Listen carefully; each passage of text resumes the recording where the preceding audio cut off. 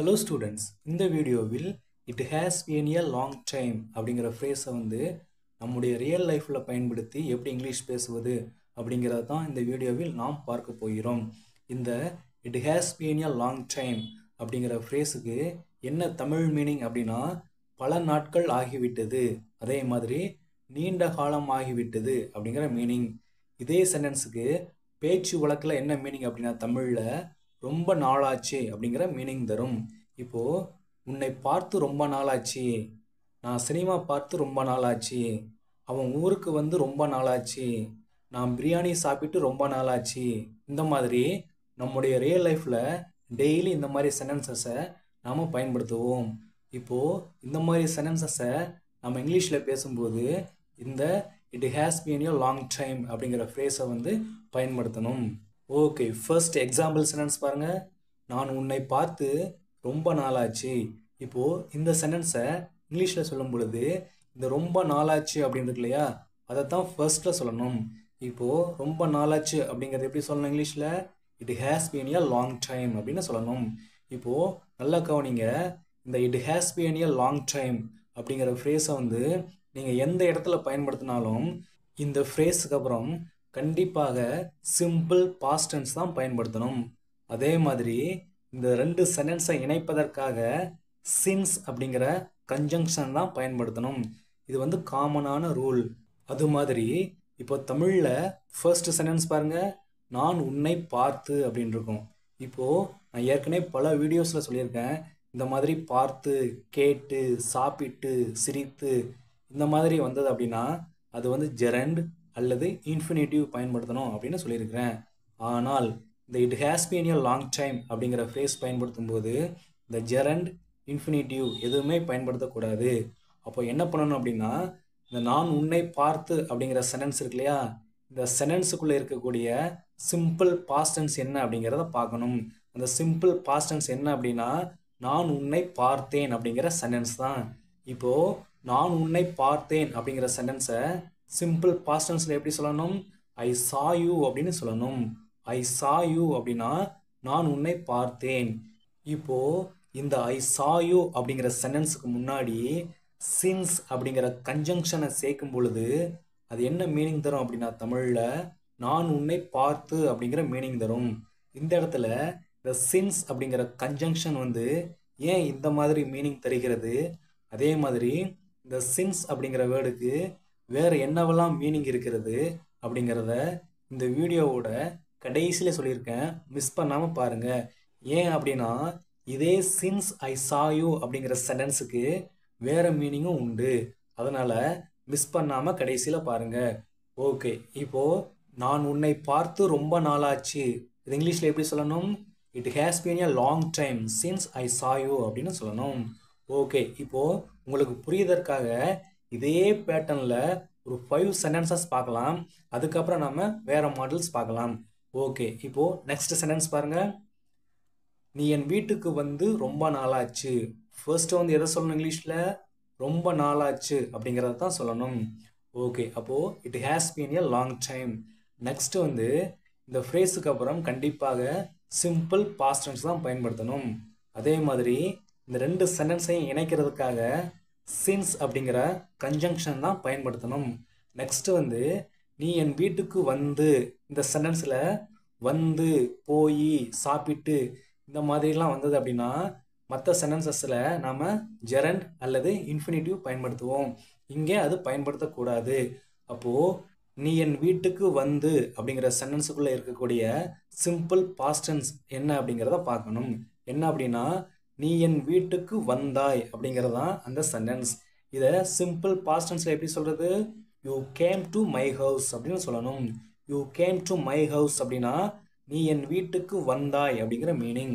இப்போது you came to my house அப்படிங்கிற சென்டென்ஸுக்கு முன்னாடி இந்த சின்ஸ் அப்படிங்கிற கன்ஜங்ஷனை சேர்க்கும் பொழுது என்ன மீனிங் தரும்? நீ என் வீட்டுக்கு அப்படிங்கிற மீனிங் தரும். இது it has been a long time அப்படிங்கிற ஃப்ரேஸ் பயன்படுத்தும் போது மட்டும்தான். வேறு என்னவெல்லாம் இந்த சின்ஸ் அப்படிங்கிற மீனிங் தரும் அப்படிங்கிறத இந்த வீடியோவோட கடைசியில் சொல்லியிருக்கேன், மிஸ் பண்ணாமல் பாருங்கள். ஓகே, இப்போது நீ என் வீட்டுக்கு ரொம்ப நாளாச்சு இந்த சென்டென்ஸை இங்கிலீஷில் எப்படி சொல்கிறது? It has been a long time since you came to my house அப்படின்னு சொல்லணும். ஓகே, நெக்ஸ்ட் சென்டென்ஸ் பாருங்க. நான் பிரியாணி சாப்பிட்டு ரொம்ப நாளாச்சு. ஃபர்ஸ்ட் வந்து எதை சொல்லணும் இங்கிலீஷில்? ரொம்ப நாளாச்சு அப்படிங்கிறத சொல்லணும். அப்போது it has been a long time. Next வந்து சிம்பிள் பாஸ்ட் டென்ஸ் தான் பயன்படுத்தணும் இந்த ஃப்ரேஸுக்கு அப்புறம். அதே மாதிரி இந்த ரெண்டு சென்டென்ஸ் இணைப்பதற்காக சின்ஸ் அப்படிங்கிற கன்ஜங்ஷன் தான் பயன்படுத்தணும். உங்களுக்கு புரியுதற்காக ஒரு 5 சென்டென்சஸ் இதே மாதிரி சொல்லிக்கிட்டு இருக்கிறேன், சரிங்களா? ஓகே, நெக்ஸ்ட் வந்து நான் பிரியாணி சாப்பிட்டு. இங்கே சாப்பிட்டு அப்படிங்கிறதுக்கு ஜெரன் அல்லது இன்ஃபினிட்டிவ் எதுவுமே பயன்படுத்தக்கூடாது.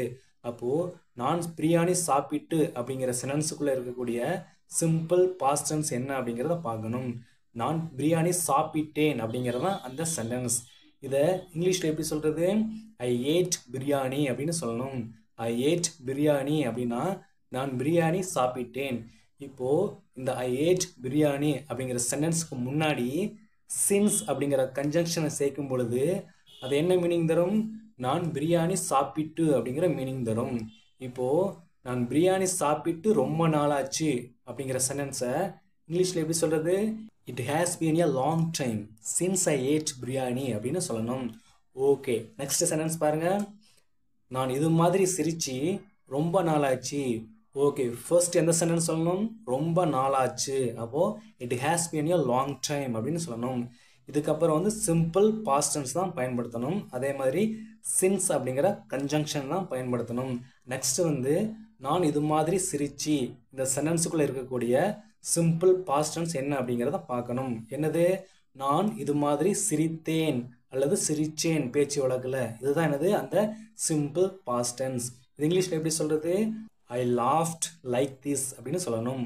ஐ லாஃப்ட் லைக் திஸ் அப்படின்னா நான் இது மாதிரி சிரித்தேன் அப்படிங்கிற மீனிங். இப்போது ஐ லாஃப்ட் லைக் திஸ் இந்த சென்டென்ஸுக்கு முன்னாடி சின்ஸ் அப்படிங்கிற கன்ஜங்ஷனை சேர்க்கும் பொழுது அது நான் இது மாதிரி சிரிச்சு அப்படிங்கிற மீனிங் தரும்.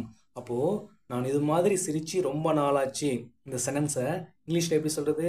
It has been a long time since I loft like this அப்படின்னு சொல்லணும். ஓகே, நெக்ஸ்ட் சென்டென்ஸ் பாருங்கள். நான் இங்கிலீஷ் படித்து ரொம்ப நாள் ஆச்சு. ஓகே, ஃபர்ஸ்ட் எந்த சென்டென்ஸ் சொல்லணும்? ரொம்ப நாள் ஆச்சு. அப்போது it has been a long time. Next வந்து இந்த சென்டென்ஸுக்கு அப்புறம் சிம்பிள் பாஸ்ட் டென்ஸ் தான் பயன்படுத்தணும். அதே மாதிரி சின்ஸ் அப்படிங்கிற கன்ஜங்ஷன் தான் பயன்படுத்தணும். இது காமனான ரூல். ஓகே, நெக்ஸ்ட் வந்து தமிழில் பாருங்கள். நான் இங்கிலீஷ் படித்து. இந்த சென்டென்ஸுக்குள்ளே இருக்கக்கூடிய சிம்பிள் பாஸ்ட் டென்ஸ் என்ன அப்படிங்கிறத பார்க்கணும். நான் இங்கிலீஷ் படித்தேன், அதான் என்னது? Simple past tense. இது இங்கிலீஷில் எப்படி சொல்கிறது? ஐ ஸ்டடீட் இங்கிலீஷ் அப்படின்னு சொல்லணும். ஐ ஸ்டடீட் இங்கிலீஷ் அப்படின்னா நான் இங்கிலீஷ் படித்தேன் அப்படிங்கிற மீனிங். இப்போது ஐ ஸ்டடீட் இங்கிலீஷ் இந்த சென்டென்ஸுக்கு முன்னாடி சின்ஸ் அப்படிங்கிற கன்ஜங்ஷனை சேர்க்கும் பொழுது நான் இங்கிலீஷ் படித்து அப்படிங்கிற மீனிங் தரும். ஓகே, இப்போது நான் இங்கிலீஷ் படித்து ரொம்ப நாளாச்சு இந்த சென்டென்ஸ் இங்கிலீஷில் எப்படி சொல்கிறது? It has been a long time since I studied English அப்படின்னு சொல்லணும். ஓகே, நெக்ஸ்ட் சென்டென்ஸ் பாருங்கள். இப்போ டைரெக்டாக பார்க்கலாம், சரிங்களா? நான் என் ஸ்கூல் நண்பர்களை சந்தித்து ரொம்ப நாளாச்சு. நான் என் ஸ்கூல் நண்பர்களை சந்தித்து ரொம்ப நாளாச்சு. டைரெக்டாக சொல்லணும் இங்கிலீஷில். எப்படி சொல்கிறது? ஃபர்ஸ்ட் வந்து ரொம்ப நாளாச்சு. அப்போது it has been a long time. Next வந்து நான் என் ஸ்கூல் நண்பர்களை சந்திச்சு. இது எப்படி சொல்கிறது?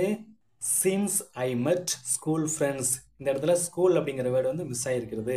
ஓகே, சின்ஸ் ஐ மெட் ஸ்கூல் ஃப்ரெண்ட்ஸ் அப்படின்னா நான் என் ஸ்கூல் நண்பர்களை சந்திச்சு அப்படிங்கிற மீனிங் தரும். அப்போது it has been a long time since I met my school friends அப்படின்னா நான் என் ஸ்கூல் நண்பர்களை சந்தித்து ரொம்ப நாள் ஆச்சு அப்படிங்கிற மீனிங். ஓகே, நெக்ஸ்ட் சென்டென்ஸ் பாருங்கள். நான் சினிமா பார்த்து ரொம்ப நாள் ஆச்சு. ஃபர்ஸ்ட் வந்து ரொம்ப நாள் ஆச்சு. அப்போது it has been a long time. Next வந்து நான் சினிமா பார்த்து. இப்போது இது இங்கிலீஷில் எப்படி சொல்கிறது? Since I watched a movie அப்படின்னு சொல்லணும். Since I watched a movie அப்படின்னா நான் சினிமா பார்த்து. அப்போது it has been a long time since I watched a movie அப்படின்னா நான் சினிமா பார்த்து ரொம்ப நாள் ஆச்சு அப்படிங்கிற மீனிங். இப்போது இந்த சின்ஸ் அப்படிங்கிற வேர்டுக்கு எக்ஸ்ப்ளனேஷன் பார்க்கலாம் வாங்க. ஓகே, இப்போது இந்த சின்ஸ் அப்படிங்கிற வேர்டு வந்து நம்ம இங்கிலீஷில் பயன்படுத்தும்போது கன்ஜங்ஷனாகவும் பயன்படுத்துவோம், அதே மாதிரி ப்ரீபொசிஷனாகவும் பயன்படுத்துவோம். ஃபர்ஸ்ட் வந்து கன்ஜங்ஷன் மீனிங் என்ன தருகிறது அப்படிங்கிறத இப்போ எக்ஸாம்பிள் சென்டென்ஸோட பார்க்கலாம் வாங்க. ஃபர்ஸ்ட் எக்ஸாம்பிள் சென்டென்ஸ் பாருங்க. அவன் வீட்டுக்கு வந்ததிலிருந்து தூங்கிக்கிட்டே இருக்கான். ஃபர்ஸ்ட் வந்து அவன் தூங்கிக்கிட்டே இருக்கான். இதை வந்து இங்கிலீஷ்ல எப்படி சொல்றது? அதுக்கு முன்னாடி இது என்ன டென்ஸ் அப்படிங்கிறத பார்க்கணும். அவன் தூங்கிக் கொண்டே இருக்கிறான். இது என்ன டென்ஸ் அப்படின்னா ப்ரெசன்ட் பர்ஃபெக்ட் கண்டினியூஸ் டென்ஸ். இது இங்கிலீஷ்ல எப்படி சொல்றது? he has been sleeping அப்படின்னு சொல்லணும். he has been sleeping அப்படின்னா அவன் தூங்கிக் கொண்டே இருக்கிறான் அப்படிங்கிற மீனிங். எப்போதிலிருந்து? அவன் வீட்டுக்கு வந்ததிலிருந்து. தமிழ்ல ஃபர்ஸ்ட்ல பாருங்க, அவன் வீட்டுக்கு வந்ததிலிருந்து. இது இங்கிலீஷ்ல எப்படி சொல்றது? since he came home அப்படின்னு சொல்லணும். since he came home அப்படின்னா அவன் வீட்டுக்கு வந்ததிலிருந்து அப்படிங்கிற மீனிங். இந்த இடத்துல since அப்படிங்கிற வேர்டு வந்து ஏன் கன்ஜங்ஷன் அப்படின்னு சொல்றோம் அப்படின்னா, இந்த since அப்படிங்கிற வேர்டுக்கு லெஃப்ட் சைடில் பாருங்க ஒரு சென்டென்ஸ் இருக்கும், அதே மாதிரி ரைட் சைடில் பாருங்க ஒரு சென்டென்ஸ் இருக்கும். இந்த ரெண்டுமே வேற வேற சென்டென்ஸ். இந்த ரெண்டு சென்டென்ஸை இணைக்கக்கூடியதான் என்னது? கன்ஜங்ஷன். இப்போ இந்த இடத்துல since அப்படிங்கிற வேர்டுக்கு என்ன மீனிங்? இருந்து அப்படிங்கிற மீனிங் தருகிறது. இப்போ இதுக்கு முன்னாடி பார்த்ததும் என்னதுதான்? நமக்கு கன்ஜங்ஷன் தான். ஆனால் அங்க இருக்கக்கூடிய ஃப்ரேஸ் வந்து என்ன அப்படின்னா it has been a long time. அப்போ நீங்க ஒன்றும் நல்லா ஞாபகம் வச்சுக்கிடணும். இந்த it has been a long time அப்படிங்கிற ஃப்ரேஸை தவிர மற்ற எல்லா இடத்துலையும் இந்த சின்ஸ் அப்படிங்கிற கன்ஜங்ஷன் வந்து இருந்து அப்படிங்கிற மீனிங் தரும். இதை நீங்க புரிஞ்சுக்கிடணும்.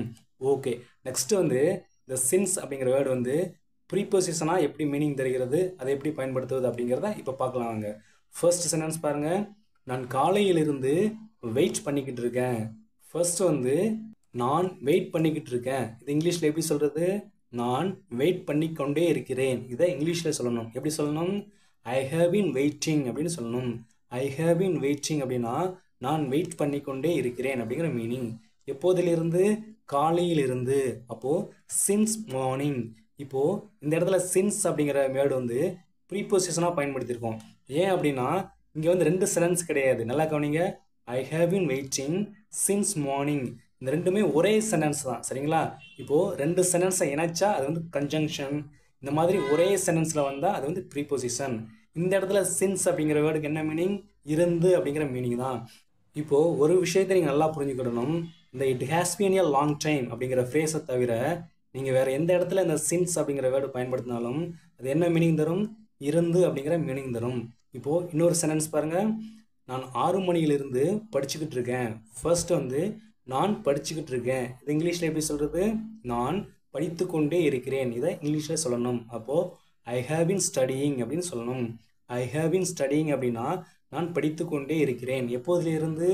6 மணியிலிருந்து. அப்போ சின்ஸ் 6 o'clock.